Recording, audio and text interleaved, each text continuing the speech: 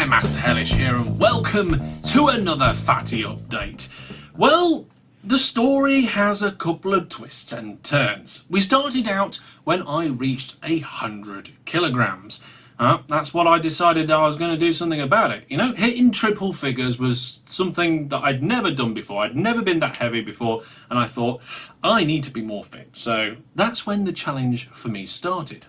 Since then, I've done a couple of updates, and over time I managed to lose 3 kilograms. Now, whilst that isn't a massive amount, it steps in the right direction, and I was happy with the progress. Then a couple of things happened. Firstly, I started decorating this room, and it's finished now. But whilst I was decorating, I needed time to do that decorating, and I don't have a lot of spare time.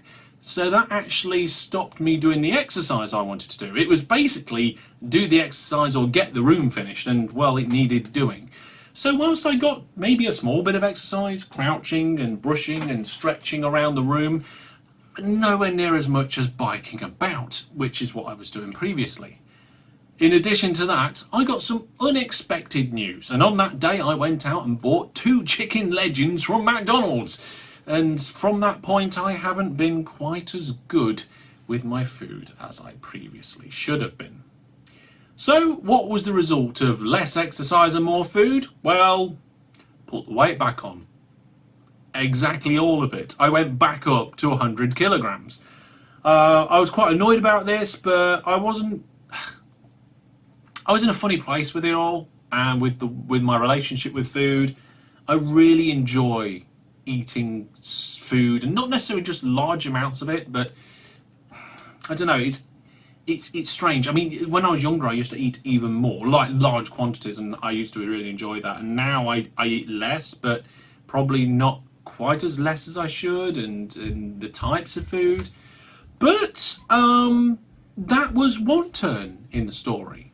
Since I finished decorating this room, I've started biking again. So that little bit of free time that I might have after work, but before I have to pick the little one up from nursery, I'm out on my bike. Now, it's pretty much pitch black out there, apart from the streetlights and stuff. The sun's gone by the time I get to go out on my bike, but I've got 4 nice little LED lights that I got cheap off the internet. I got them ages ago, ready for when I wanted to go back on my bike, and they work brilliantly. I've got full fluorescent gear in one of the crates up there that I wear. And if people don't see me coming, then, well, basically they need to get to Specsavers. And I've been a little bit better with the food. I've got some more snacks up on my shelf now, and actually having snacks nearby in my room is better, because if I can control the quantities of those snacks and the portion sizes of those snacks and what those snacks are, and have them as the most handy thing to me, then that is better, because then I'm going to not go to the kitchen and try and find a chocolate bar or biscuits and things like that. So that's really good. And actually, I've pretty much then lost the 3 kilograms again. Hooray! We're back to where I was before it all went wrong.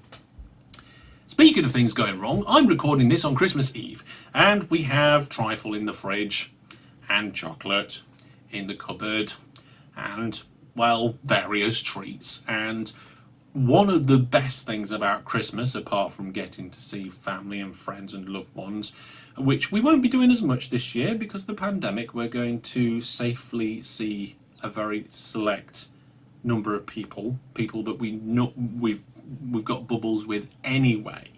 So we're following the rules. We're not actually seeing as many people as what we're allowed to. We're seeing less.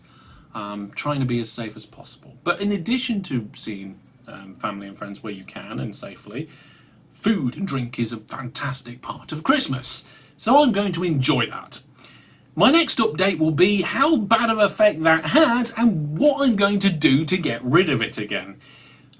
It would be horrendous if we went back above if we went above 100 again, 100 kilograms. That would be horrendous, and it could happen. But I'm still doing my exercise at the moment, so maybe I can offset just enough to keep me under that line, and hopefully in the new year things will continue to get better.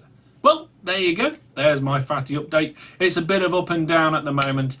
And I think I'm starting to get the hang of things and keep notice when it starts going up again. That's the tricky thing. Noticing when you veer away from your plans and your plots, because you can very easily convince yourself, you know, it's a special Saturday night. We don't get to do this very often. I'll treat myself. Or you might say, oh well, I'm finishing work for the week and it's a special treat.